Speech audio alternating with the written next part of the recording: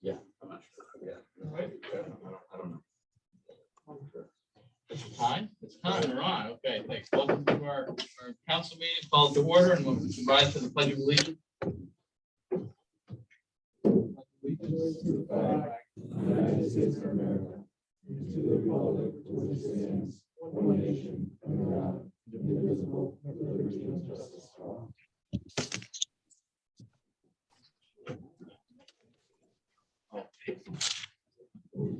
Roll call. Councilor Facino, Here. Mayor Kaczynski, Here. Councilor Lottie, Here. Councilor Payanessa, Here. Councilor Russell, Here. Councilor Yanaga, Here. Councilor Beach. Mayor, you have a quorum. Next part of our meeting is our audience of citizens. And all people are we have a list.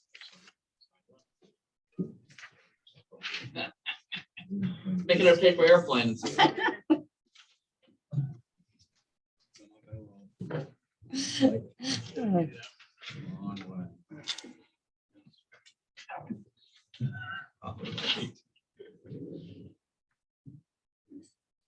So number one on the list is Gail.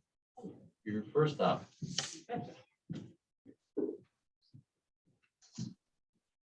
Good evening, Gail Lemire, 102 Wildomir Road. I wanted to give you a brief update on the 50th, the Timberland 50th anniversary celebration that we had hoped to have, but couldn't because of COVID. And then the years ticked on, and it's really not feasible to have such a celebration of that caliber at this time. We were, however, able to raise a little over $13,000, which is very generous sponsors. So we have been working on a potential proposal for the installation of a large clock on the first tee or thereabouts to commemorate the 50th anniversary as well as recognize the sponsors. So where we are in the process right now is contacting the sponsors to see if they're okay, because they donated for one cause and we want to change that up. So we want to get their approval on that. And we've gotten some approvals already. And I'm sure all the sponsors are going to go with it pretty much. I've worked with Jerry around the installation costs. We have some quotes. So we're working on that. And I just wanted to kind of give you a heads up that we haven't lost sight of that. We have some dollars, we have some thoughts and plans, and we'll put together more information. And I'll come back to you once we have all that detailed information. Great. Good. On another topic, and I wanted to preface the discussion that I believe is on the agenda tonight regarding the rates. And when it was interesting, when I went to type up a few comments for tonight, I opened my laptop, and right there were actually my comments from a January 30th, 2020 Ordinance Committee meeting. And folks recall some years ago, we had a few meetings regarding the ordinance. And I thought that was just kind of fitting. And to remind folks, that we are supposed to come up with revenue projections based on a budget, a proposed budget passed by the town council. And when we were having those meetings, the council did give us a one-year exemption for that clause. And at one of the meetings, it was also suggested that perhaps a 3-year running average might be one way to consider it, because there are things that are out of our control, weather, and sure enough, COVID was out of our control, even though financially it ended up benefiting the golf industry nationwide probably. And actually the golf course has done pretty well financially in recent years. I believe last year we had a $160,000 profit, so it was a good year. That's great. Yeah, but with that, setting the rates is a challenge with the ordinance. So I'm here to, ask that the council consider the request to review that ordinance again, and maybe come up with some options as we've discussed in the past. So, appreciate that. Yeah, we can do that. Thank you. Thank you. Peter's next up. Good evening. Talking about the golf course. It's cold out there. We're doing indoor golf now. We're doing indoor golf. There we go. Good evening. Thanks for having us. Tonight you will be presented with proposed rates for the fiscal year 22 and 23. The Golf Commission is considering a product which aids in deterring a golf cart operator from driving into restricted areas. Allows for proper tracking of all carts at all times and will assist in keeping up speed of play by allowing us to see where significant gaps are located on the golf course. Without the use of rangers over the last few years because of costs, we have noticed degraded conditions due to carts traveling into these restricted areas. This product will also alert us if anyone helps themselves to a golf cart without paying for it or after the closing of the golf shop. As you know, there was an incident last year regarding a youth who took a dart without permission, which resulted in injury. We all know about that. We feel this is a viable option that will help preserve conditions of our wonderful course, as well as provide the golfer with an overall better and safer experience. Golf professional Mark Barham has done a great job with researching this type of solution, and will work together with the commission and the director of golf to structure a plan whereby there is no burden on the taxpayer. Very important. Unfortunately, due to the time constraints of the rates submission deadline, we were not able to fully vet the product and include this expense into the rate proposal. Tabling the rates agenda item this evening would delay the information needed by Mr. Bayram, as well as league and tournament organizers. Some may elect to take their business elsewhere. We understand that the town council has to approve the purchase, and the bidding process has to take place for any expense over $10,000. I'm here to inform you that the Golf Commission will approach you in the next several months to request a modification to the proposed rates in order to pay for this additional expense. In other words, we'd like to put some equipment at the golf course without the taxpayer burden. The rates would reflect that expense based on your approval and the bidding process and all that. Okay, so we just want to, we don't want to let the rates go as we don't want to hold up the rates. Okay. Okay. Because there's work to be done. Yeah. Okay, thank you. Thanks for that. Appreciate that as well. Okay, next one on the list, we have Attorney Craig Fishbein.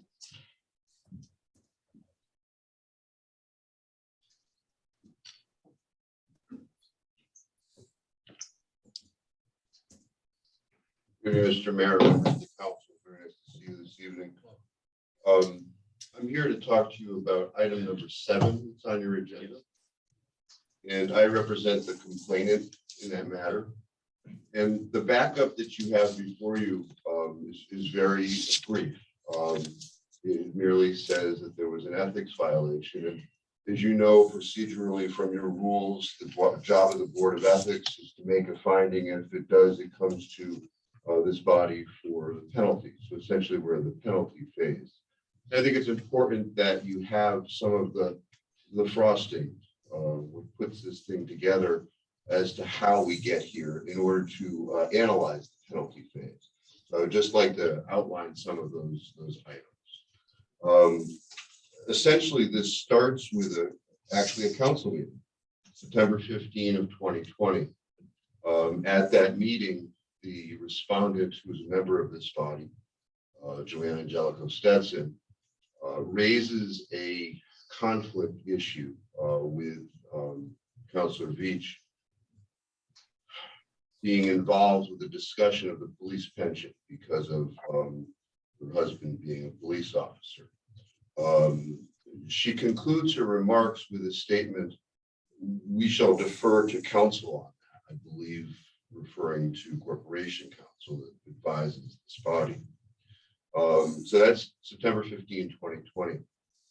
2 days later, a Christian Damiana, who is a staffer for Kathy Abercrombie, pens a ethics complaint against Donna Veach, in which he makes the complaint about this pension issue, as well as another issue having to do with a statement of financial interests. At the hearing, it's admitted that that complaint is shared with Joanne Angelico Stetson, as well as Kristen Campanelli, who I believe at the time was the town chairman of the Democratic Town Committee. Essentially, they approved the submission. The complaint gets submitted to the town clerk. It is referred to the Board of Ethics. The Board of Ethics actually dismisses the complaint on October 16 of 2020, approximately a month after it's filed. Nonetheless, 2 days later, the Berlin Democratic Town Committee expends over $3,000 publishing a mailer expressly approved by Joanne Angelico Stetson, claiming that at that time, Donna Veach is being investigated by the Board of Ethics. We already know that the complaint has been dismissed, and yet this is going on. In addition, Joanne Angelico Stetson buys Facebook ads saying the same stuff after it is dismissed. Now, under your ethics code, at the time that it is filed, it is confidential. Nobody is supposed to do anything. But yet, even after dismissal, these are being published. I will tell you that those Facebook posts are still out there in the public domain, claiming a member of this body is being investigated by the ethics board. Totally wrong. On December 21st of 2020, Christian Damiani is actually paid by the Angelico Stetson campaign, $500. I lead you guys why this payment was made. It's the only payment made to Christian Damiani. At the hearing, I asked Ms. Angelica Stetson why she did this. She said to try to win an election. That was her response. So here we get to the penalty phase. Various things under your rules that you could do. You could remove. Well, obviously that individual is not part of this body anymore, so that would be ineffective. You could publicly censure and reprimand. That's perhaps something you could do. You could issue a civil penalty up to $1,000. The last thing that's available to you is restitution of any pecuniary benefits received because of the violations committed. I would offer that at the very least, those individuals that received the mailing should be informed that it was illegal and that it was wrong at the time of its publication.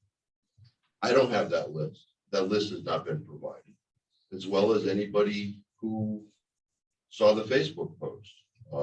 Those are all things that are within the purview of you doing something on a penalty here, but certainly because this message that was illegally disseminated is still out there, there is additional harm. So I leave it in your hands. I just think it would be really important that, and I just did the highlights. There's a lot of other things. We had 2 nights of hearings on this matter, and there's a lot of interesting information. So I thank you. Thank you very much.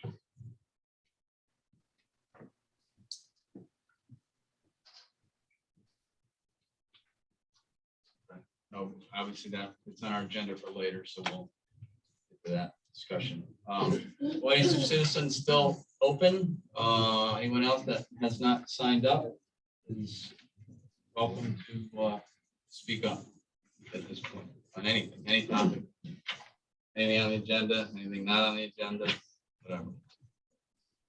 Going once, going twice. Anybody in the audience there, on the Zoom audience? Don't hear anybody. Okay. I think we're done with the audience. We'll go ahead and close that. And onto the mayor's update, just a couple quick things. Our town did an outstanding job getting through the recent storm. Thank goodness it wasn't as bad as we thought it would be, but they had the roads cleared really throughout the storm, and they were well prepared. So I appreciate Arosh in your absence.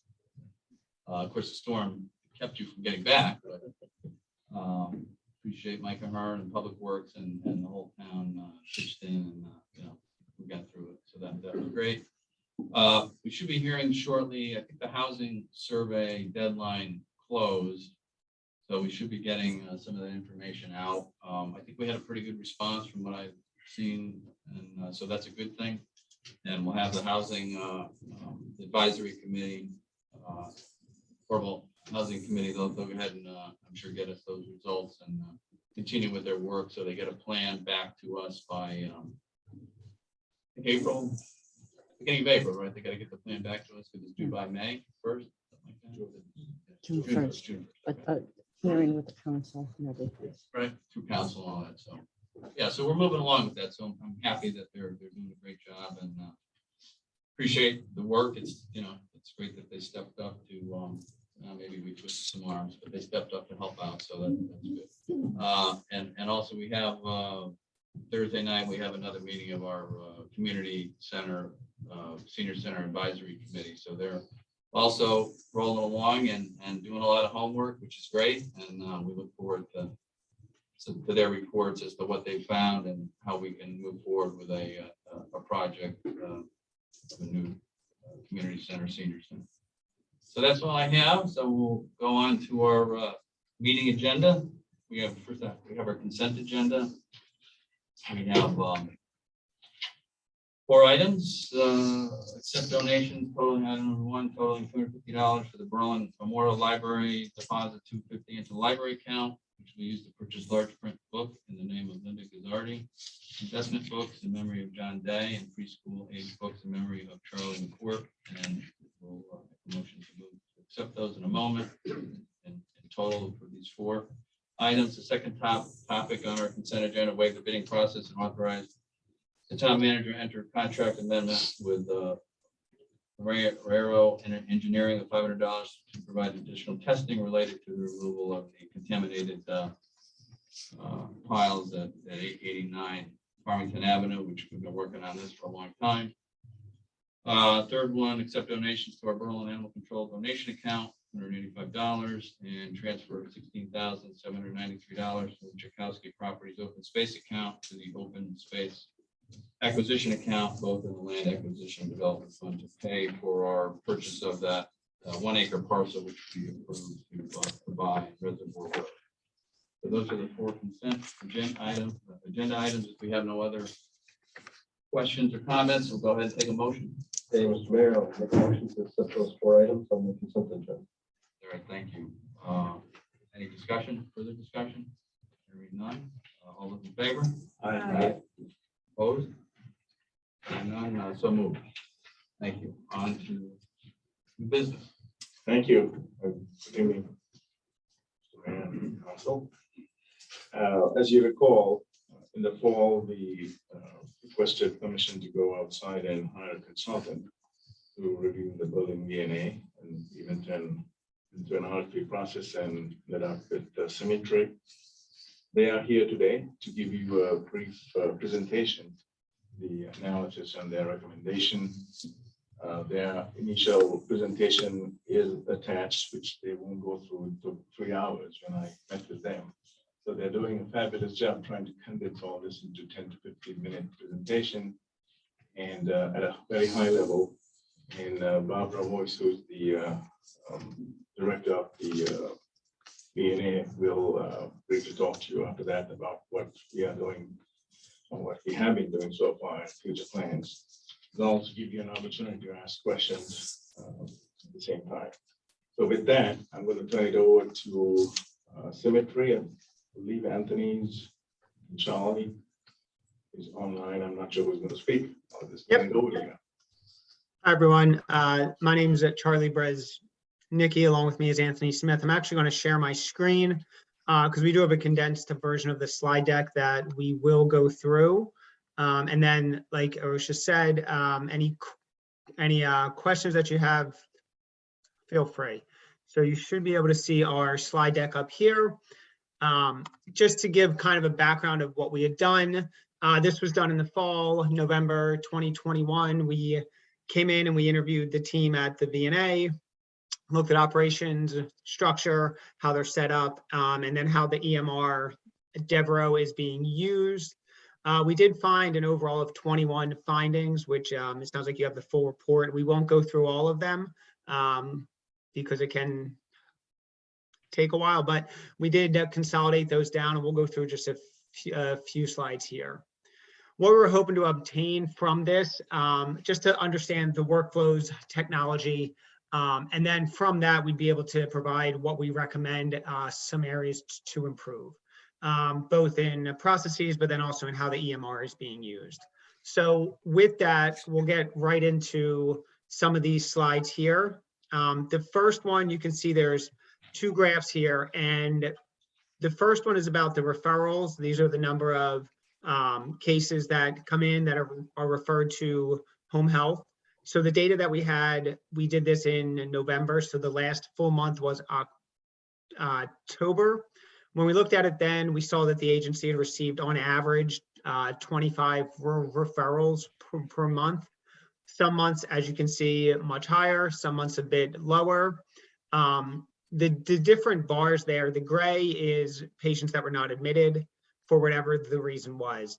You don't have that insurance, you don't have that contract, can't meet their needs, they live outside of an area. Discharged were folks that were on service, discharged off, and then admitted, ones that were admitted and are still on when we ran that report. You can see as the year went on, the gray bars expanded, especially a lot in September and October.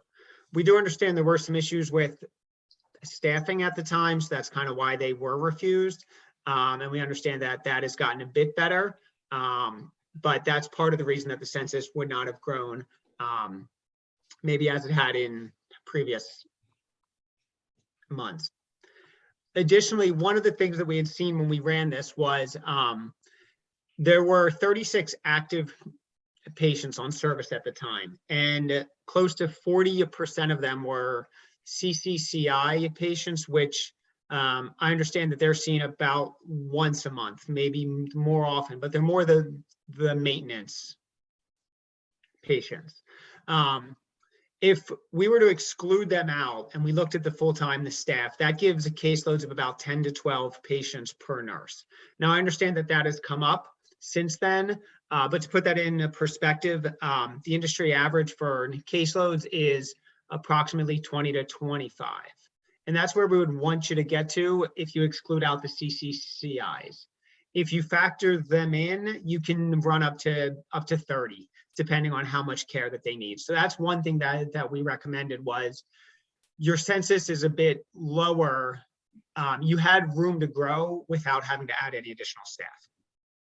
I was able to get in again to the EMR and pull down a case manager report. It looks like on the 24th, there were 51 patients active, which is, I mean, a big jump. It takes time for an agency to grow. So we don't expect you to get to, 200 or 100 overnight, but, from 36 to 51 in 2 months, that's pretty good growth. That's steady growth that, we want to see that trend keep going. We did see that the CCCIs made up only 21.5% as opposed to 39%.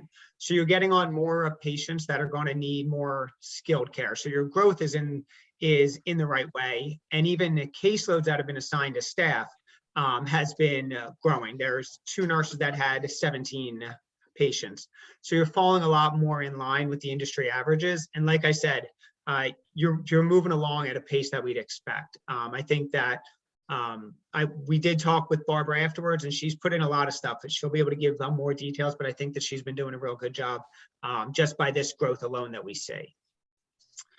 The next slide that you see here, the next graph, is the not admits by payer source. And your biggest payers are Medicare and United Healthcare. So you can see that these were the not admits. If you're not admitting them, then you're not able to get the revenue. And especially when you're working with a referral source, if you turn down referrals, it can be hard to get that back. The biggest opportunities that we saw here was to re-educate all staff on the requirements of home health. So the ones that you are able to accept and you're able to meet their needs. And like I said before, you want to try to get caseloads up to that 20 to 25. The next area, the big area that we saw, was how the visits are being utilized. So what this graph shows is a breakdown of the patients, and this was the 2021 average, and the MMTA, that's a clinical grouping that Medicare uses. They break it down, and that's one of the items that factors in how agencies are paid. That's one of the areas that we summarize the visits by clinical group. The blue bar is Berlin VNA. The orange is SFM, which is the Simeon or the Symmetry Financial Monitor. That's our aggregated data. And you can see here, there's really 2 MMTA other, which is medication management, teaching assessment other, so it's like a catch-all diagnoses. And then patients who had a neuro or a stroke, those patients received on average over 20 visits per period. So that's per 30 days. So that's well above what we see in the industry average. So the focus here is really make sure that there's a discussion of the skill need, tapering down to the visit patterns as case conferencing is happening. This way, your staff are then freed up to make more visits for various patients. So patients who aren't as sick may not have to be seen 3 times a week, it may just be once. And that comes with time again. It's a change in mindset. It comes with time. So additionally, we also learned that staff weren't necessarily always hitting the 5 to 6 visits a day. And that's something that we recommend trying to get to that standard. Again, this isn't anything that happens overnight, but over time, you can get to that level, 5 to 6 visits a day based on how far they need to drive and the type of a visit it is. Then the last thing that we recommended here was breaking the clinicians out by where the patients live. This way you don't have the staff crisscrossing over each other and just adding in more mileage. If you assign out your staff, whether it's north, south, east, west, whatever the marker is, it cuts down on the travel time and they can have a more productive day. So with that, I'm going to actually hand this over to Anthony Smith to talk about the margins. Thanks, Charlie. Hi, everybody. So the last part in our summary of our assessment really revolves around reporting. I think one of the biggest areas around reporting is financial reporting. So when we took a look at the financial statements, we broke down 2 major metrics that we'd like to look at in the industry. First one is our gross margin. Second one is our net margin. When we took a look at the data for fiscal year 2021, we saw that the gross margin for the agency was a negative 34%. While in the industry, based on our aggregated data, the Simeon Financial Monitor that Charlie mentioned, the average was about 40%. When we take it a step further and take a look at our net margins, we looked at the VNA, and for 2021, the net margin was a negative 108%, while the industry saw a average net margin of nearly 4%. So a lot of things factor into this, as Charlie mentioned throughout, whether we're doing more visits, staffing issues, we're turning down referrals, all the stuff that has been worked on and we talked about. But really some of the goals of the assessment is to increase the visibility into our reporting, right? Continue to track this information over time, create dashboards that you can track industry KPIs that we shared in our report to make sure that you're keeping up with industry averages or you're making progress to achievable goals. We also want to list several reports from a data software that the team is utilizing within the VNA called SHP, along with system reports in Devero. So we did share reports utilized there. And then we also recommended to conduct monthly AR meetings with the team to really gain an understanding of what's outstanding on your receivables and really identify any trends here. So with that, I will conclude. Here's our contact information. I know that was a lot of information really fast, but I wanted to open up to any questions that anyone may have, and hopefully we will be able to answer them. Thank you for that summary. We appreciate it. Questions from the council? Has there been any discussion on, let's say, for example, we implement the highest impact changes on the margins? Has there been any preliminary discussions on what this could mean for the town in terms of cost savings in total?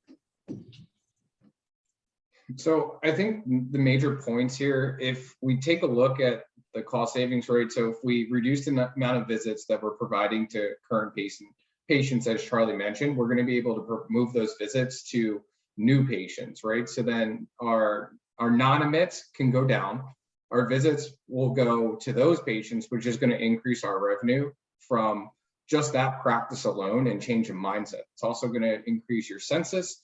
But at the end of the day, us taking on new patients and having the same amount of visits done on a monthly basis as a team, just distributed to different patients, is going to help our revenue, which is going to help your bottom line when we talk about the gross and net margin. So yeah, I mean, that's generating revenue by just changing practice. Thank you. Other questions? So we appreciate it. And, you know, as you know, we've been working on our V&A, trying to improve the bottom line. I mean, our care is excellent and they do a great job. Certainly nothing of detriment to our employees and our nurses. They're all doing great, but it's just it's a very tough environment in healthcare these days, as we know, with some of the big organizations out there. And it's very tough for a V&A the size of Berlin to stay within our budget. I mean, we're fortunately consistently $1 million in deficit every year for several years. And that's pretty serious for the town. So we're trying to work on it and do the best we can. The V&A, Berlin V&A is in our charter. So we can't just change things, the way we want. If we wanted to make certain changes, we can, but other things we'd have to go and open up charter revision and work on it that way. So we're trying other avenues at the moment to lower that cost that's over budget and still keep the quality of care that the townspeople expect from the Berlin V&A. So it's proven to be a very, very difficult problem. And then it got worse with I think it was a year ago now, the reimbursement rates for Medicare, Medicaid made it a little bit more difficult. So we're still working on it. I'm glad to see a couple of members of the Board of Finance here listening as well. We're all dealing with it. Different boards and commissions, the V&A, of course, commission, and as well as the Board of Finance and the council here to do what we can. Roche, I know you're working hard at it too. So. If it's okay with you, Mr. Mayor, a couple of members in the Board of Finance, if they have any questions, Sure. Would be entertaining. Yeah, absolutely. Yeah, I was gonna. Please ask if. Yeah, they're here. So Yeah, I see some on the Zoom call too. Zoom call. Yeah, anybody from Board of Finance? You guys. We're good. We're gonna have we're gonna have somebody present next week. Okay. also. I figured, yeah. Okay. Good. Okay. All right. So Barbara, yes. Yes. Hey, Barbara. Hi, good evening. How's everyone? Hi, how are you? Oh, thank you. So just a quick update. I appreciate Semi-Tree coming out and doing the review. It did help us a lot to realize what workflows we need to change to improve the agency. As of today, our census is in 55, which may not seem like a lot, but as Semi-Tree Charles was talking about, we are trying really hard to improve our visit utilization. So in a month of December and January, we admitted 26, 27 patients, which is a lot considering that we just in mid-December, got our third case manager. So that's huge. But we also are doing a lot more discharges, about 24 in December, 14 in January. So we're not keeping people as long, we're not utilizing as many visits. And it is hard with town of Berlin residents because a lot of people are repeat patients that we've had before. And we have to re-educate not only staff, but the patients about the change in the Medicare billing and requirements, what's considered to be homebound status, what's considered to be skilled needs. So that's a lot of education that not only is happening with our staff to utilize visits better, but also with our patients in town. We don't want to sacrifice on service for anyone. We do have a lot of people with wounds that require more than one visit a week. We're trying our hardest.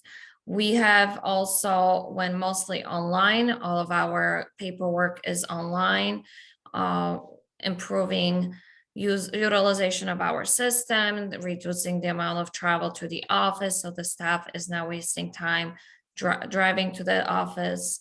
We're doing in-house billing and coding and chart reviews. We are doing a lot of education. We went from quarterly audits. We just had done 2 of them back to back. And the first quarter, we were at 80% compliance with the Medicare guidelines. And in just 3 months, we went up to 92%. And there's very few things that we just need to improve to get up to high 90s or even 100%. And I believe we will be doing that by the next quarter. So that's huge, huge improvement. Trying to orient new staff, trying to change everything, improve the way we're doing things. And I have to say, I'm very proud of the staff in the Berlin VNA because they have been working very hard to get all these improvements done while admitting 26, 27 patients a month. We just to compare for referrals, we get about 38 referrals a month, and that equals about 9 to 10 a week of new referrals. So we're not really refusing as many referrals anymore. Most of the ones that have been refused either went to a nursing home instead of home or didn't need us for one reason or another. So that's huge improvement.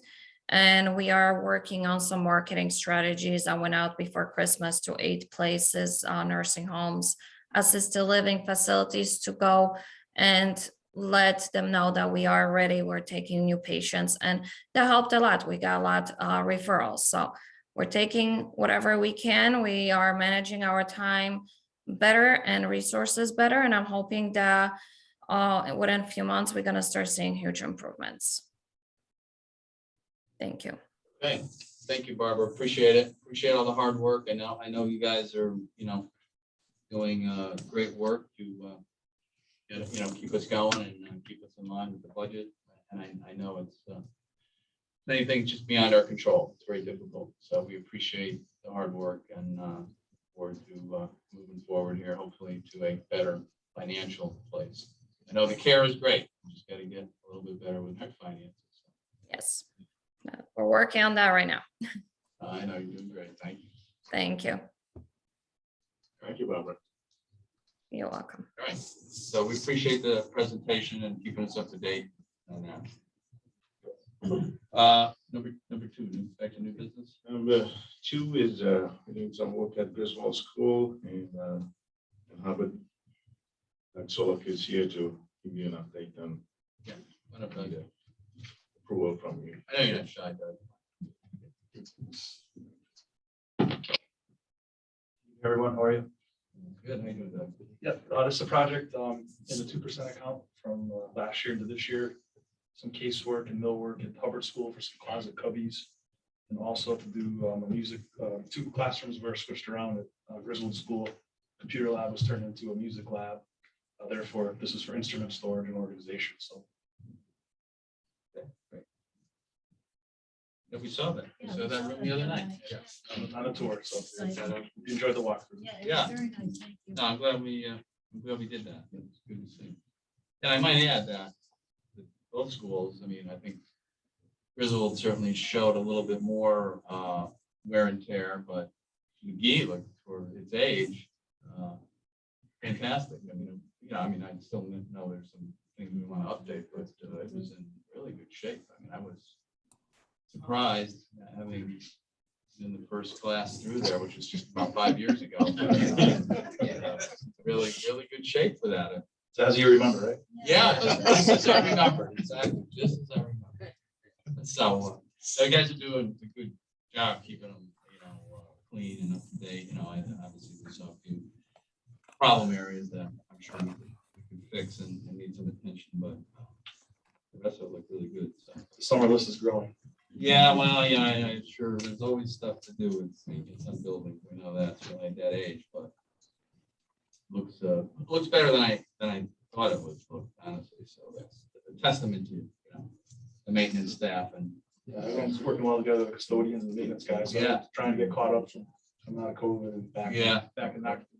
but COVID didn't help much. But yeah, that's great. So appreciate that. Any questions for Doug? If not, we'll go ahead and take a motion on this.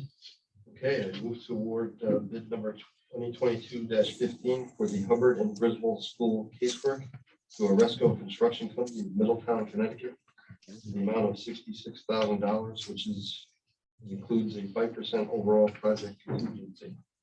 Second on that? Second. Thank you. Any comments or questions from the council? Hearing none. Motion on the floor. All those in favor? Aye. Opposed? All right, motion carries. Thank you. Have a nice day. Thanks, Doug. Agenda item number 3, waive bidding requirements for Northeast Labs to perform additional testing for compliance with Connecticut Department of Health requirements. Jorima. Good evening. All right. We typically, unfortunately, exceed the $10,000 threshold, so I always continue to come back to you for further approval. This year, one of the reasons we exceeded it was the lead and copper testing we did for this fiscal year. There's some positive things for Northeast Laboratories. Their costs are reasonable in comparison to some of the laboratories in the area.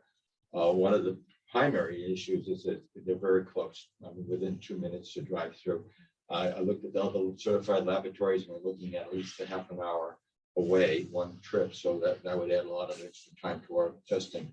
The other thing that they do for us is they automatically electronically report the data to the state health department, which is very helpful. I get copied at the same time to review the data. And the last item, of course, is it's a Berlin business supporting. Great. Okay, appreciate that. Questions for Ray? Water testing, very important to our community, to every community. So go ahead and take a motion. Okay, Mr. Mayor, I move to waive the bidding requirements for Northeast Laboratories, allow for payments up to $17,000 so that the Berlin Water Control Commission remains in compliance with water quality tests established by the Connecticut Department of Health. This is in the best interest of the town. Second on that? Second. Thank you. Any comments or questions before we vote? Hearing none. All those in favor? Aye. Opposed? All right. So moved. Good night. Thank you, Ray. Thanks, Ray. Agenda item number 4, fiscal year 22 proposed Millen Golf Course rates. We do 23.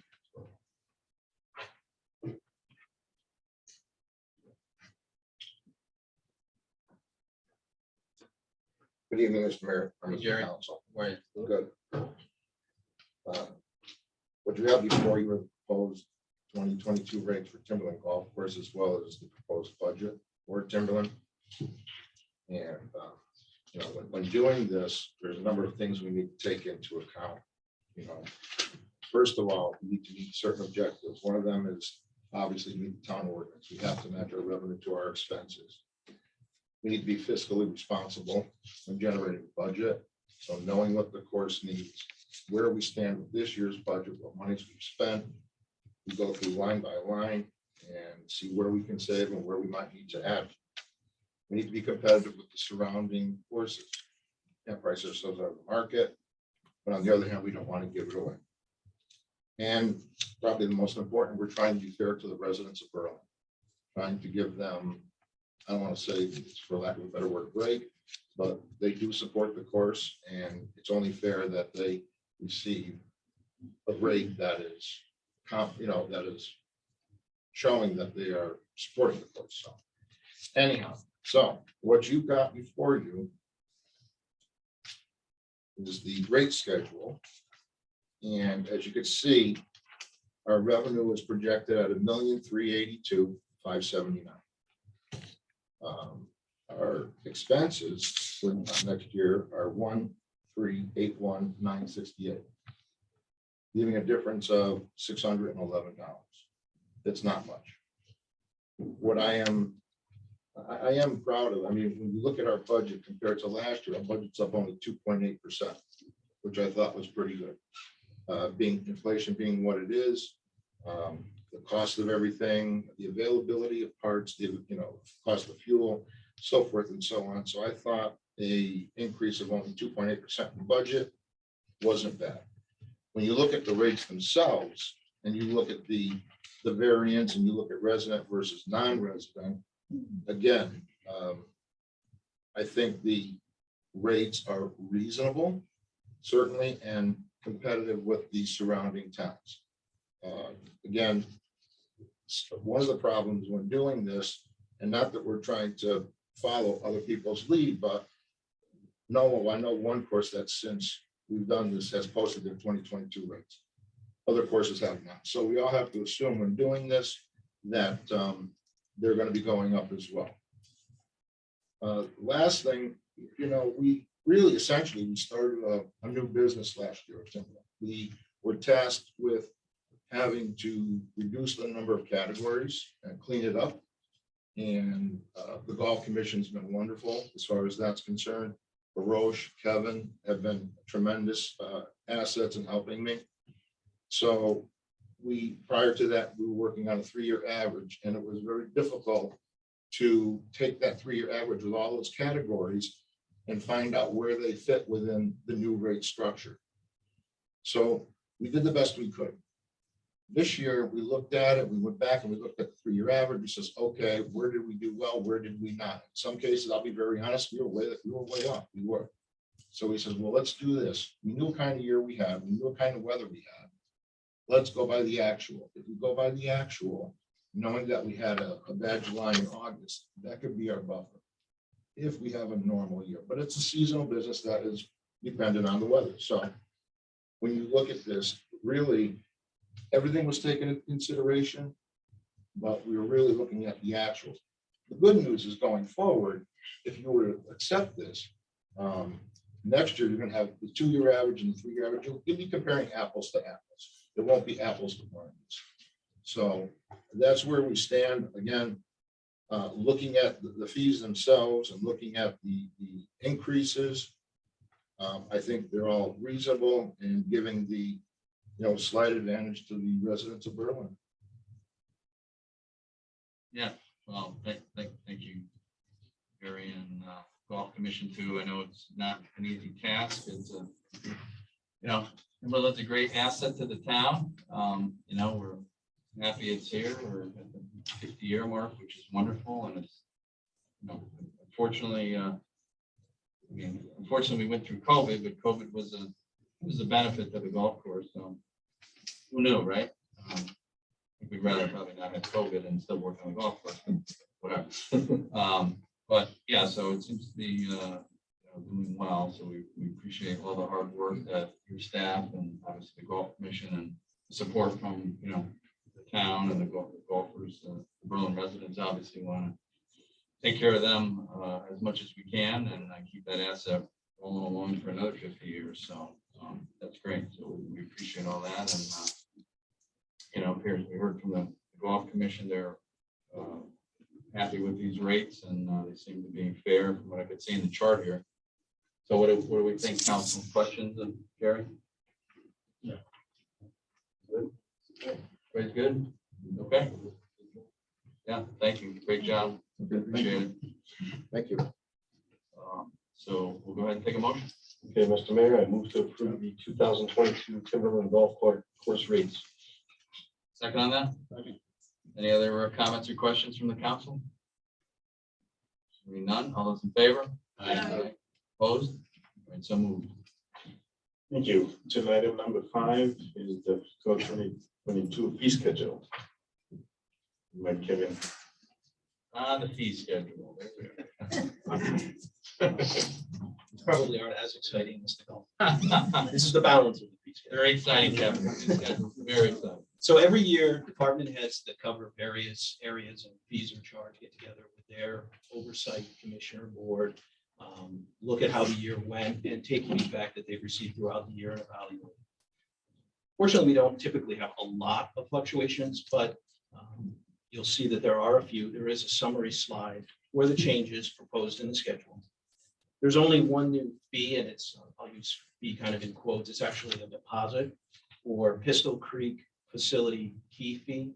And that's to aid in helping make sure we get the keys back timely and without a lot of additional work. And again, it's a deposit, not really a true fee for folks who use it. The library, as they do every year, continues to evaluate and take feedback as well as work with their consortium to hear what other libraries are doing. A period of time, briefly, they were offering passport photos at the library. That's no longer being offered. So that fee is being removed from the fee schedule. And the second is reducing the color print fee. As they looked around at other libraries, they're charging 25 cents a page. We were still charging 50 cents a page. So they're proposing to reduce that cost. That is still within the range of our cost. So it's not going to actually result in a net cost to the town.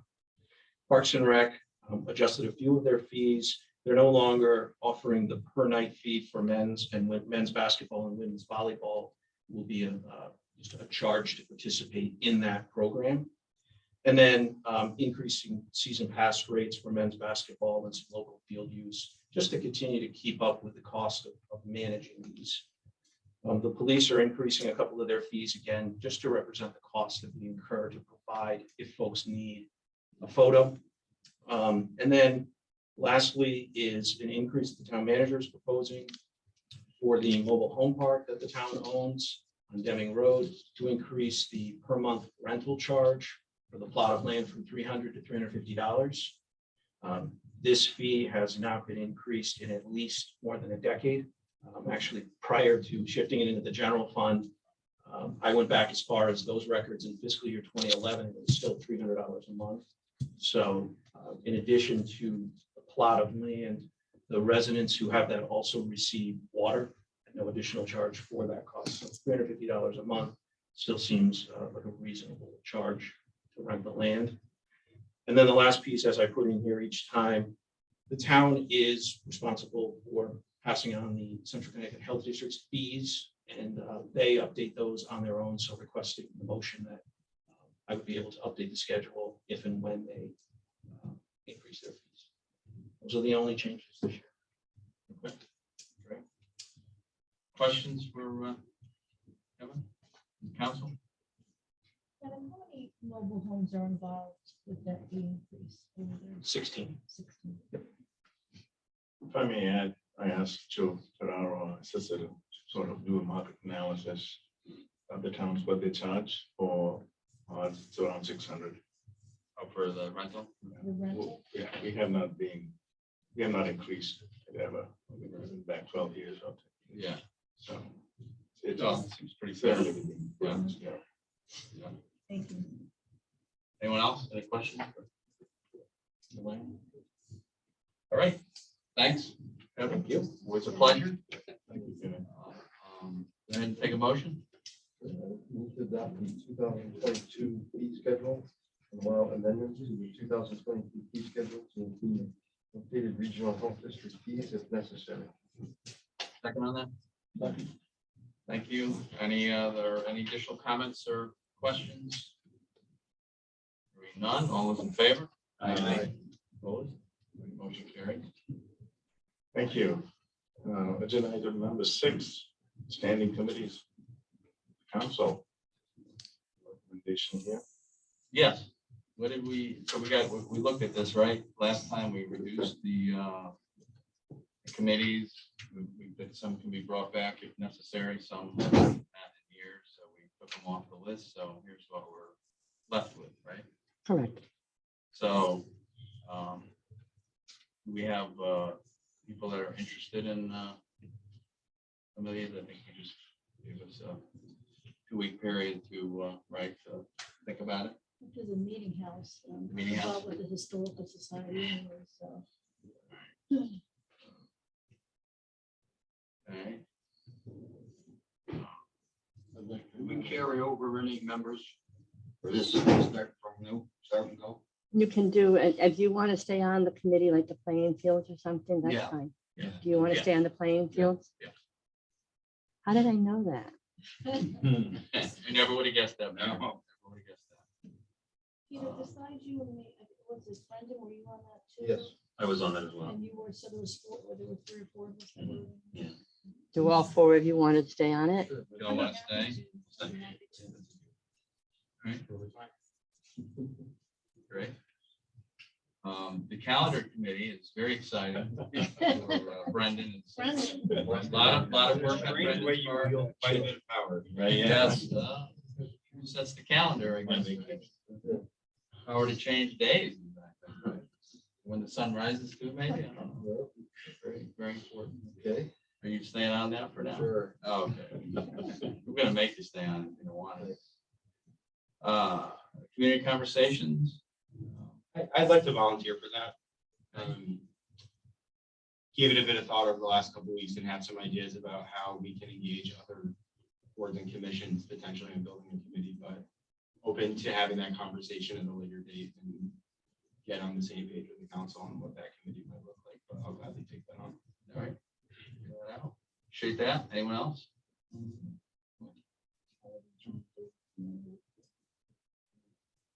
I'll go ahead and I'll join that community conversation one with you, Jeff. Sounds good. I'd like to stay on that conference of municipalities. We go to the conferences and it's representing the town, so stay in that one. Fire committee. Peter? So it has changed, don't forget. Yeah. right. So We it changed really, right? yeah, it went to like from 3 committees down to 1. Yeah. So probably everybody at one time or another, who has been on council has been on it. But anybody who would like to continue, Peter? Donna, do you want to stay on it? Is there anyone else who wants to stay on it? Charlie? I'll jump on that one too. Okay, Mike. Okay, anybody else? Okay, we're all in on the fire committee. Good. Managers Evaluation Committee, that's all of us. We're all on it. Lucky you were up. Don't try that. Everybody wants. Everyone's been that. We don't want to pile on now. We want to be part of it. And then we have the Mattabasset watershed. Charlie, I know you're expertise in that area. Anyone else? Mattabasset, very exciting one. All right, so someone else wants to join, we'll reserve a spot for you, okay? Gets interested after tonight. So if I may, Mayor, I'll Yes. read off who I have for the different Yes. commissions and you can add. Calendar Committee will be Brendan. Community Conversations will be the mayor and Jack. CCM will remain the mayor. Fire Committee will be Peter, Donna, Charlie, and Mike. Managers Evaluation is all of you. Mattabasset is Charlie. Meeting House is Donna. And Playing Fields will remain as Peter, Mike, Brendan, and Donna.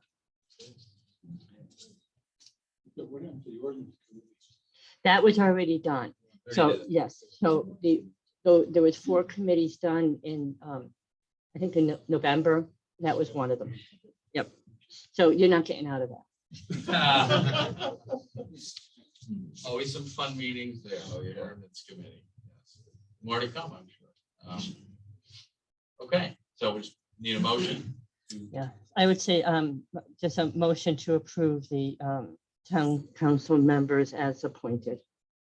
Okay, I'll make a motion to move to appoint the town council members as appointed on the subcommittee. Great, second on that? Second motion. Thank you, Charlie. Any other comments or questions on this? Hearing none, all those in favor? Aye. Opposed? All right, so moved. Welcome. Staff and committees are welcome new members. Thank you. Thank you. Agenda item number 7 is the violation of the ethics policy and code of ethics. And Attorney summarized it fairly well, so I don't want to go through it. I want to just give back to you. Yes. For discussion and Appreciate that. So, an important issue, obviously, I guess, heard from Attorney Fishbein, some of the specifics, the letter that we have, which is really the only information that we have, is,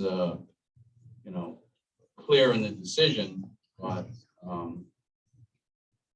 much to my disappointment anyway, short on facts on, and if we're tasked with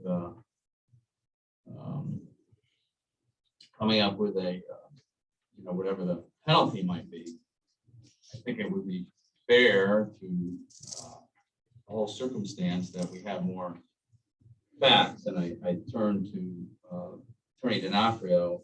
Obviously, there was 2 different meetings, correct? Of hearing. Correct. There was a probable cause hearing, which under state law and the town's ethics policy was confidential. And then after probable cause was found, there was a hearing that took place over 2 evenings in November and December. And now, so the content of the second hearing would be public, I would assume. Everything is public now. Okay, that's So all the public. ethics policy, once a violation is found, the entire file is public. Okay. So I guess I think it would be fair to the council to see all the information. I think it's important before we make a decision, certainly what's in just the brief letter we have. I don't really think there's enough of information there to make a fair judgment on what the penalty would be without seeing the facts. I mean, certainly the lawyer in me wants to see all the facts. I think the investigator in me wants to see all the facts before we make a decision, and it's only fair I think that we do. So where is that information is recorded or how? The information from the hearing basically consists of 2 things. First, it consists of just a few exhibit documents that were offered by the complainant and responded into evidence. There's only a handful of those.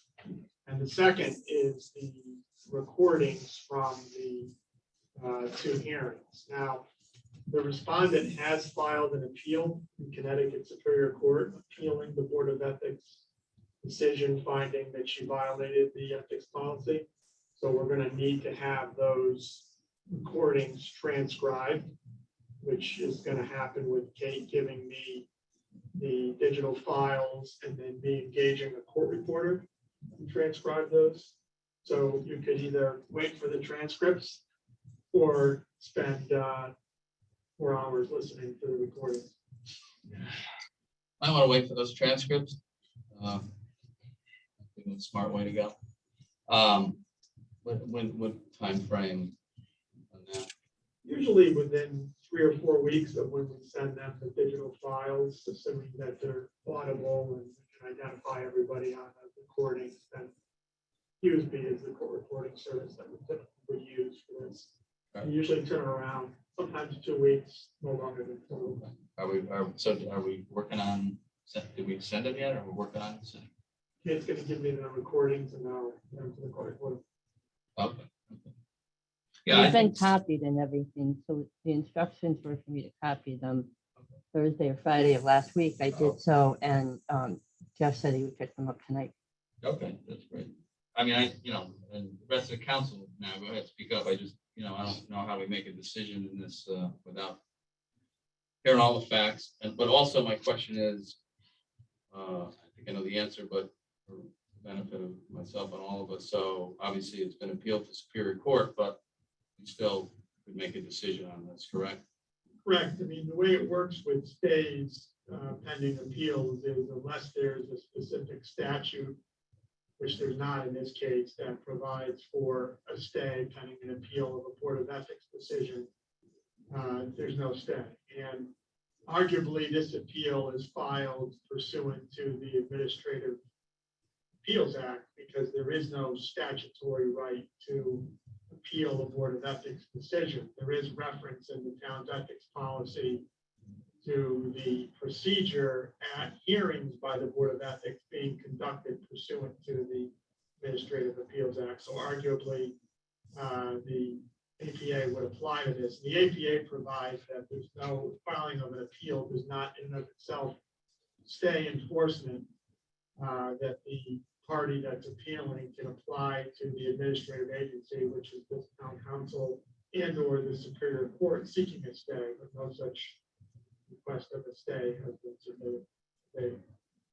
Okay, so once we get the additional information, then we review it and discuss it and make a decision on the penalty, we implement it, but then obviously if the Superior Court, and what time frame do you think? I know the courts are backed up due to COVID, but what's the time frame of a decision on the appeal out of curiosity? The return date isn't until mid-February, so by the time there's a schedule set and the record is returned and briefs are filed, it will be at least 6 months. before we would even have an argument date. Oh. If everything goes like clockwork. Which probably today's Yeah, court world, there's probably, there's plenty of administrative appeals, as you know, from our zoning right? docket. We have administrative appeals with filing dates from 2019 and 2020 that haven't been decided yet. Yeah. This is a little bit different. Right. Because the record is very short and the briefs ought to be relatively easy to confine to the issues. There's, in addition to the town, the complainant in that Board of Ethics proceeding, Councilwoman Beach is also a defendant. And Fishbein represents her, so they'll have an opportunity to provide a brief to the court and argue to the court as well. Okay, so my fellow counselors, what do you think? Comments, questions? Wait for the info. We all agree on that? Makes sense, get all the facts before we. I'd like all the facts, but just so I understand, Attorney Fishbein mentioned that it might require the information to be corrected. Mass mailing would be far more than $1,000 limit in our charter. Is that an option to us? Are you asking me whether Could we require that mass mailing be sent out to correct that information? well, the language in the Code of Ethics and the language in the ethics policy are slightly different in terms of the jurisdiction you have with regard to a penalty. Section 9-5 of the Code of Ethics in our charter provides that if the Board of Ethics finds that any of the provisions of this chapter have been violated by the person so charged, the manager with council approval shall take such appropriate action as deemed necessary, including suspension, censure, or dismissal from employment as may be applicable. The ethics policy itself provides that violation of any provision of policy or town charter shall constitute grounds for removal or dismissal from office or position and may be punished by, as Attorney Fishbein indicated, public censure and reprimand, and civil penalty of not more than $1,000 per violation. And third, restitution of any pecuniary benefits received because of the violations committed. I don't believe there was any evidence, you can judge it for yourself when you see the transcripts, but I don't believe there was any evidence at the Board of Ethics hearing of pecuniary benefits that were received by the respondent because of the violation. But you can look at the record for yourself. Okay, any other questions for Attorney D'Onofrio? So, Attorney D'Onofrio, just a question on, let's just say, for example, that this appeal is successful in Superior Court.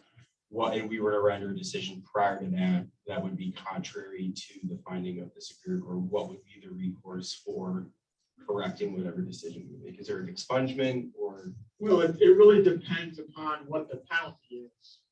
I mean, obviously, there can't be removal or dismissal because the respondent's no longer a member of a public agency.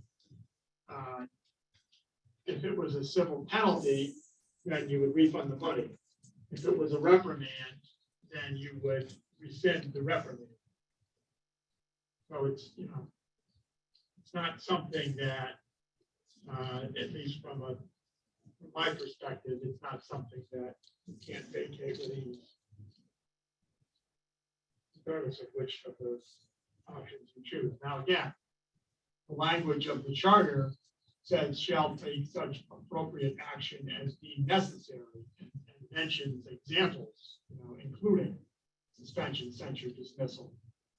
So, if you come up with some other penalty that you want to talk about, then we'll talk about it based on that language. But again, the policy does identify penalties in 1-6 as those three categories of penalties: public censure and reprimand, civil penalty, or restitution of pecuniary benefits received because of the violation.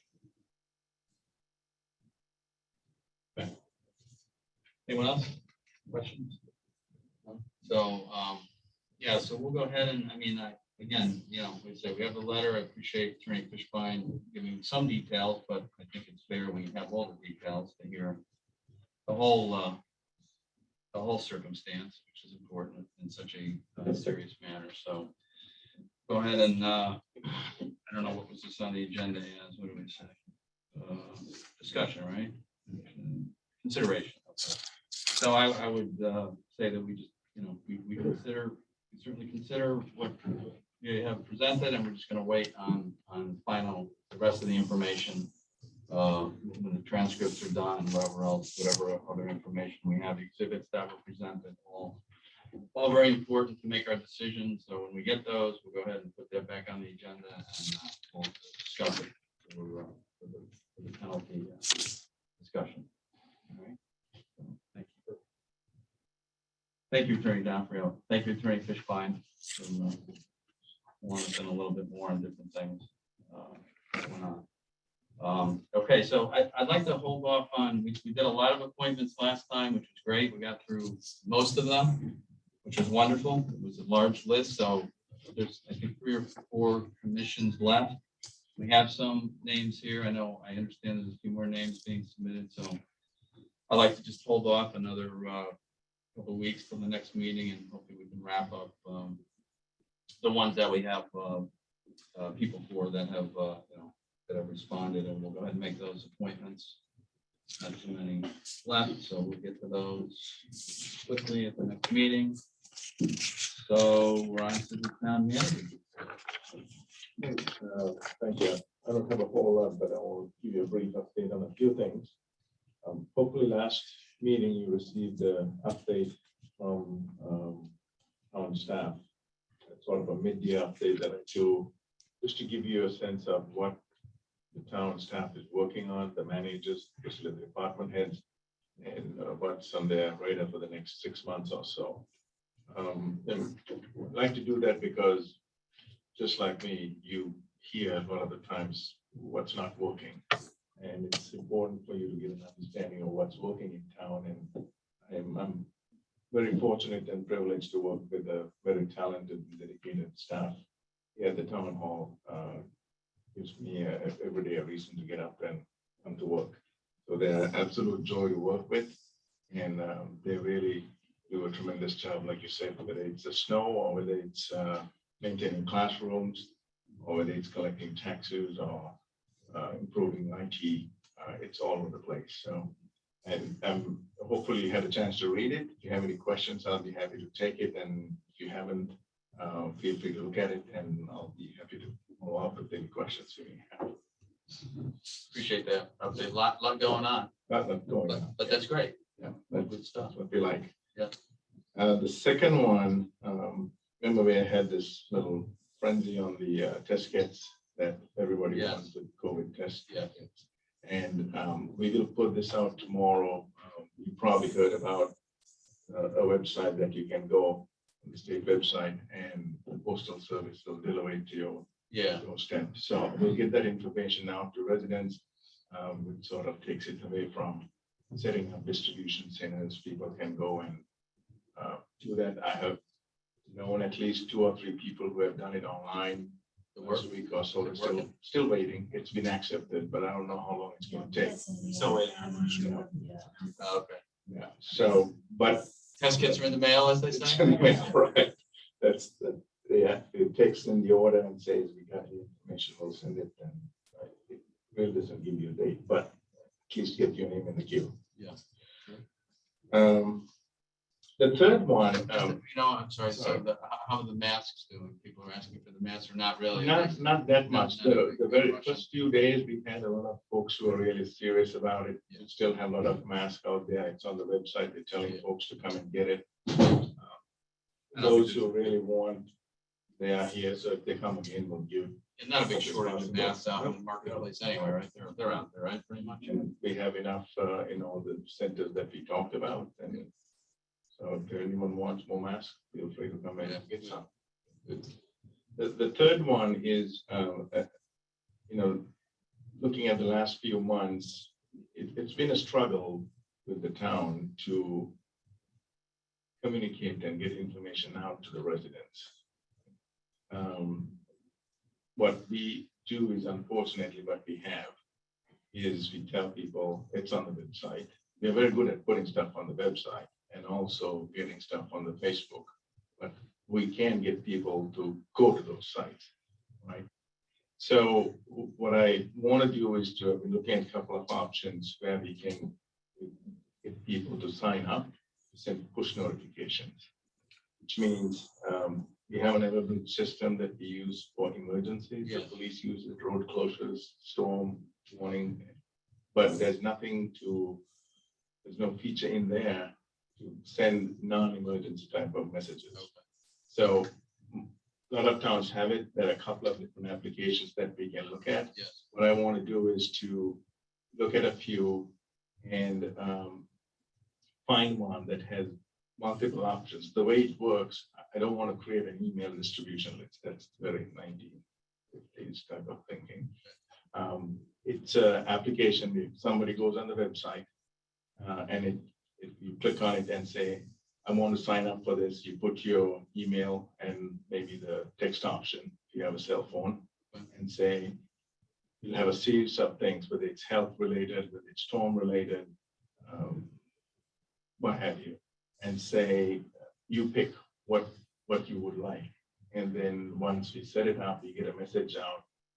People need to sign up and it'll go to everyone. But this way, at least we can tell folks, there's an option here. But if you want to know what's happening in the town, it could be a weekly update or a monthly update. It could be things that are happening with town construction projects. We'll have some categories in there.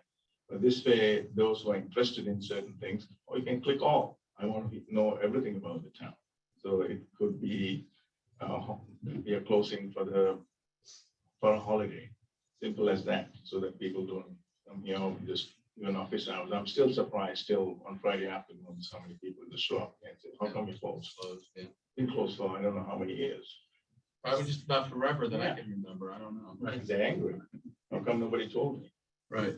It's closed. Yeah. So that's something I think that we lack in this town. Agreed.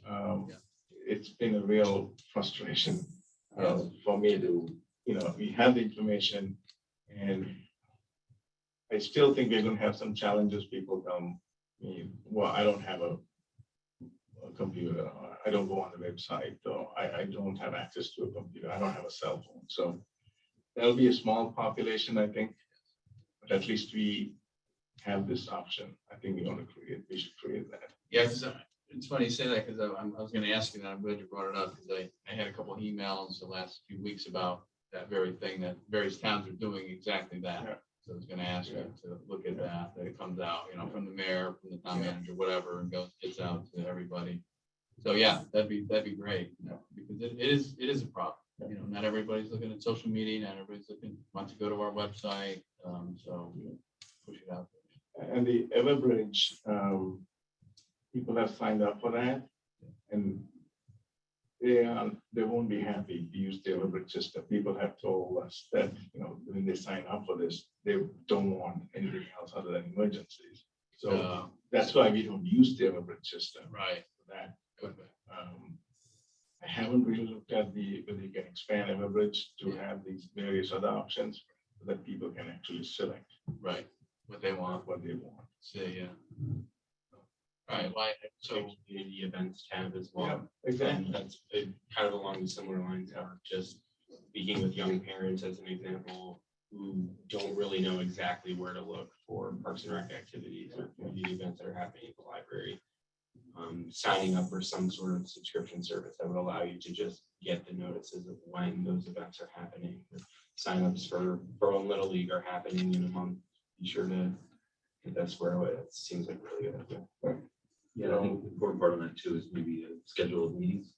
Since we obviously don't have a lot of attendance for some of the meetings that we want to do, and there are people that are interested in West. Absolutely. So you set it up so that even when, as a reminder, council meeting, something like that, I might give people the option to decide what they want. how long do you think it will take to get it set up? Do we have any No, projection? Well, I would think we could probably within a month find one that is suitable. Okay. Then it's a matter of implementation and how. I don't think it's that complicated. You can put it on the website. It's a self sign up. You go click on it. I've tried some of the other, what my town has, for example, you can go and click on it. And then you sign up and there's a, something to validate that you're a resident. Oh, okay. And then, very simple thing. And then you just click on a few things and the implementation part would be for us to have a system in place. Who's gonna do what? Oh, right. If you tell people they're gonna do a lot of these things, Right. what can we automate? Who's gonna think about the meetings? Who's gonna talk about the community stuff? Somebody's gotta do that, right? Right. It doesn't automatically pull from somewhere else. So Yeah. The meeting stuff is, it's all important, but it's frustrating when we do have, like, for instance, we had 3 public meetings for the community center. 25 people showed up. Most of them were the same people at each meeting. So we didn't reach a large population, and we tried to publicize it, but again, people don't, they don't pay attention if they don't go to the town website, or, we don't communicate with them some other way. that's something we really do a good job in posting. You go to the website. It's there, but if they don't go there. They don't go there. Yeah, I mean, this is why at least they're gonna get it whether, if they sign up, they're gonna get it whether they want it or not. At least they'll see it. If they sign up, they don't want to sign up, then they're lost. That if they don't want to know when the meetings are, then they won't know. But I mean, you think that this would be a better option too, rather than making state do something like an app? Because even if you get the app, it's almost the same thing as like, we're posting this on the app, you should go see it. Yeah, that's the, and I looked at the apps, what towns use. I was not pleased with what they have in the marketplace. It's mostly to complain. Right. So I can assure you, we don't need an app for that. So the towns have an individual app, so it's like the town of Glastonbury app. Actually, the one I saw was, Yeah. I believe Rocky Hills Police Department has their own specific app. So it's not even just the town of Rocky Hills, the police department has one. So even if it's that specific, to me, nowadays, when everybody picks up the phone, everybody wants you to sign up for an app for something. And it seems like the apps are really turning into web pages. We have a web page in town. I mean, an app is kind of the same thing, but if you're sending that push notification and it pops up on the phone, it kind of makes you look at it. Or, email wise too, if you're looking for an email, it seems to me that I think you'll be more successful reaching people. Get a text, you look at it, right? oh yeah, I don't need that. yeah. No, I think that's good. That is a big complaint. Yep. That we've always seemed to receive, even when we put as much notice out as we can. So it's a better way. There'll always be someone who said, you have to remind me to check my email. Right. Well, it's always the case. That's always going to be the case. But if we can get more people involved and showing up to our meetings, that's what we want, to public meetings. Especially, we get the affordable housing stuff coming up, community center stuff, a lot of important things coming up. So Exactly. yeah, that's great. Thanks. Couple of more items. One is staffing issues is really not so good. Remember about a few months ago, we hired a new zoning enforcement officer. Yeah. She was doing a really fabulous job, and she just told us she's gonna leave. Oh, no, really? It's, yeah. She was really doing a great job from what I saw. The best we've had, and, yeah. Oh, no. Reasons? She hates us or what? It's just overwhelmed. She does too much. Too much. Much to handle, and it's Really? demanding, and stay on top of it. And the new zoning enforcement officer. She was really good. Yeah, She is really good. she's doing great. I mean, she's only been here how long? Huh? Probably close to 6 months. Oh, boy. Yeah, not even a year. Yeah, Yeah, she was on top of there. above everything you. Oh. So, and the last one is, you all participated in that with the Summerlin Golf maintenance. We had a group Yes. coming, talk about their approach to maintenance, and I'm tracking it out. I'm tracking it out, right view. I know the commission has had some discussions, and so I'll be meeting with them. Get their feedback and see where we go with it. Just FYI for now. Has anybody looked if we have a union conflict using non-union people to maintain town property? Whether we can do that? Because I know New Britain had a big hassle with the ballpark. So this particular one, if we decide to go in this direction, it will have to be negotiated. That's strong to it is. They've already said that, yeah. Because they're taking away. the job. So it's, we'll have to have a conversation about that. No, so not that we're going that way, but just for the sake of argument, if we did go that way, and I'm not in favor of it or not, now, I don't know which way to go, but wouldn't we, I don't want to lose their jobs, obviously, so wouldn't we be able to find them positions in, public works or somewhere else, or, I really don't. If there are openings, yeah. Yeah. We will certainly do that, but I would think their argument would be you're taking away positions. Okay, so you are eliminating positions even when we find you transfer those positions? So you're really not? That's what you would say. So, Do yeah, it. so we wouldn't be losing anything, just moving it from one department to another. If that occurred. I don't know. And I don't even. So, it's very early. Yeah, no, I know, we got a lot of, We've been talking about it and there been some conversations around that. we got a lot of work to do. I don't know how I feel about the maintenance stuff. Yeah, right. It's a great presentation, seems like a good company, but I don't know, contracting out government services always sounds good until you do it. Yeah. And having done it in the past with federal government, does not always turn out the best. Sometimes it's great, sometimes it's not. So you got to be very cautious before we do that. So I know we're still talking about it. So more discussion to come. Ultimately, we'll bring it to you. Yeah, So okay, yeah. With the recommendation and as to what Yeah, we want not to an do easy right now. decision, but Yeah. it's not, you And unless you clearly have some benefits and in addition to the financial benefits, there needs to be a good case. yeah, Why we should do it. And it should be a long-term process, not a quick 1 year, 2 No. year, we're going to save some money. So, no, it's a serious decision. We really need to give it serious thought and have all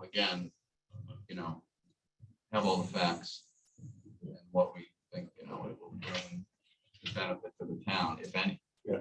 So, and to the golf course, I'm not sure. and I shared this with Mr. DeFazio, chair of the golf commission, that when I checked the references, Brightview, pretty much all the folks who went with them. Yeah. Went because their course was in horrible condition. Okay, so they had. And they did a great job bringing it up. Okay. But We're not there though. I would ask all of you to go and take a look at Timberlake, they're in great shape. Yeah. Of course, it's in good beautiful shape, shape. Yeah. So, Thank you, Jerry and company. You guys, you do a great job out there. I think it's always, you always have to look at the options though. we do. No matter what we're talking about, golf course or whatever we're talking about in any decision, right? Yeah. So if we have to do it, I think it's certainly the prudent thing to do, but where it ends up, I don't know. But yeah, no, the golf course in Minton's doing well now due to COVID, which is again odd, but I'm sure it's doing well anyway. But COVID gave us a nice boost. But hey, if there's a benefit to COVID, I guess that's it. But so yeah, okay. So we still have a lot of homework. It was interesting, Arusha. I was curious, someone asked about their manpower issues, and I was just looking at their LinkedIn page when I was sitting there. They had like 1,800 jobs company-wide that they're trying to fill, from senior vice presidents all the way down to the worker bees in the field. So they're all having the same issues everybody else is. Well, interesting you said that, because one of the things with their references, they had staffing issues. They corrected eventually, but it's hard to find, some of these positions difficult to fill. So you'll have to think about. Yeah. Controlling what happens and. That's a good discussion to have. I'm sure we'll But make it's the right decision. part of our due diligence, what's right for the town, so it's not an easy one to not be taken lightly. Right. Absolutely. That's all I have. That's it. All right. Thank you, Roche, and welcome back again. Thank you. Nice to be back. And as well, our condolences again for your mom. And I was going to talk to you about this later, but thank you for your very kind note, and also the arrangement from Edible. That was very thoughtful and The least appreciated. Yeah. Thank you. Okay, special committee reports. Well, we guess we had the golf, right? Council Golf Commission, not really a special committee, but we had that joint meeting, that's what we, for the presentation out, right? I don't think we've had any.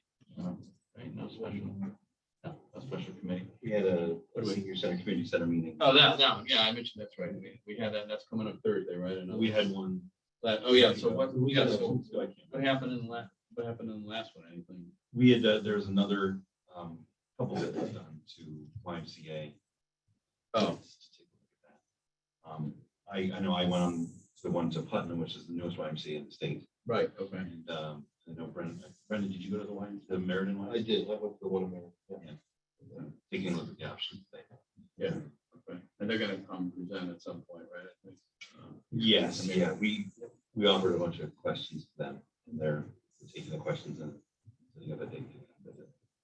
So we'll talk about that on Wednesday. We have meeting at 6 o'clock. Board of Ed conference. Thursday? Sorry. Thursday at 6 downstairs here. What's on that? What's on that agenda? What's on that?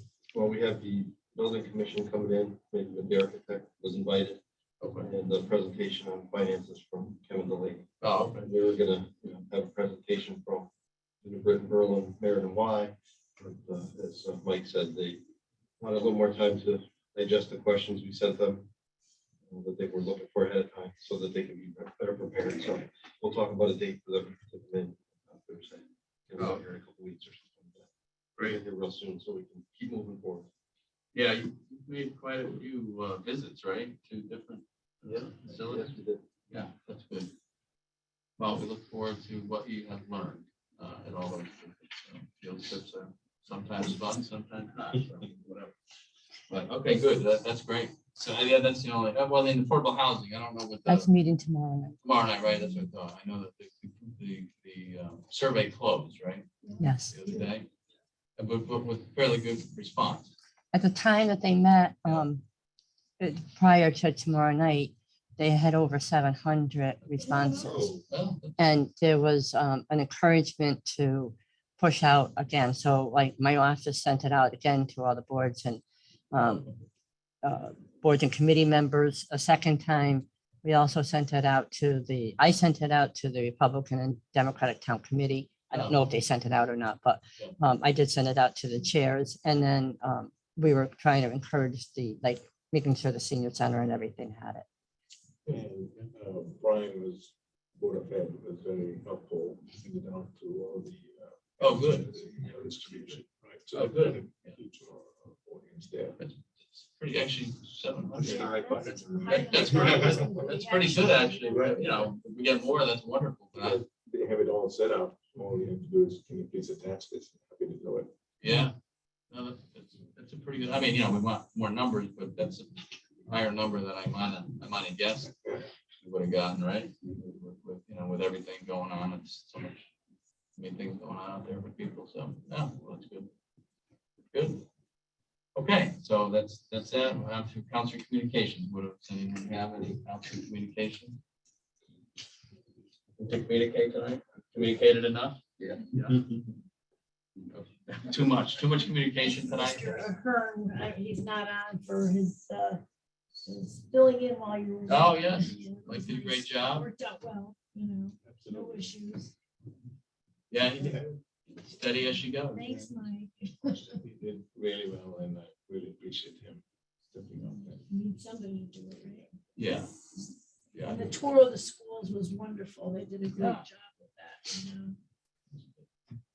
Yeah, I'm glad we went. Let's see that. The turnout from the different boards too. Yep. We had a good cross section. Council, Board of Ed, Board of Finance.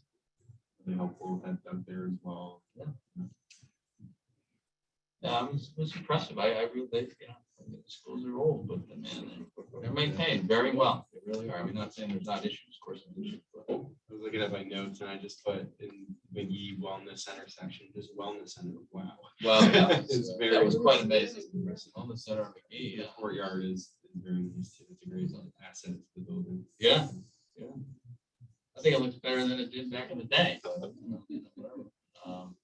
You cared back in the day about that. How much things have changed in 5 years. Mark. What's that? Said how much things have changed. Yeah, in they've 5 years. changed, yeah. No, well, plus some of us went to the old KGS, which was quite the but the dumpiest building you could probably have ever been in. But at the end, and well, at the end of its life, it was horrible. And we had to go there twice in our era.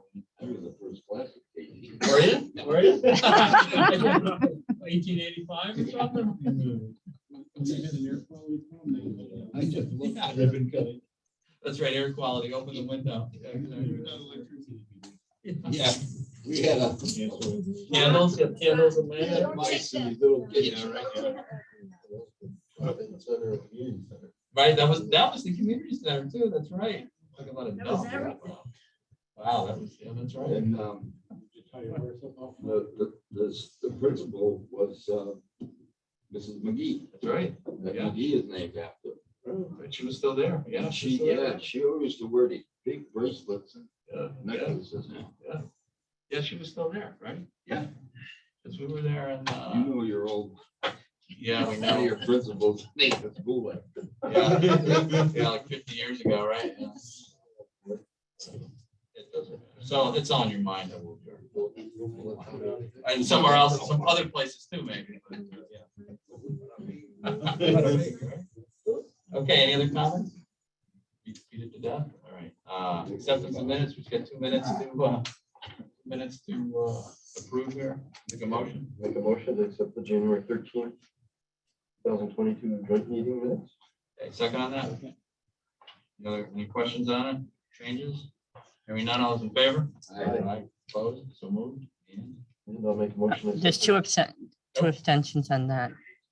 It would be Jack and Peter. Oh, yes, okay. Okay. We're there, Peter. And the glove? No. Oh, okay. the motion to accept the January 18th regular meeting minutes. Second on that? Any changes or questions? Hearing none, all those in favor? Aye. Opposed? So moved. And motion to adjourn. So moved. Second? All those in favor? Aye. All right, so moved. All right, thank you, everyone. Appreciate it. Wow, as much as I like. Awesome.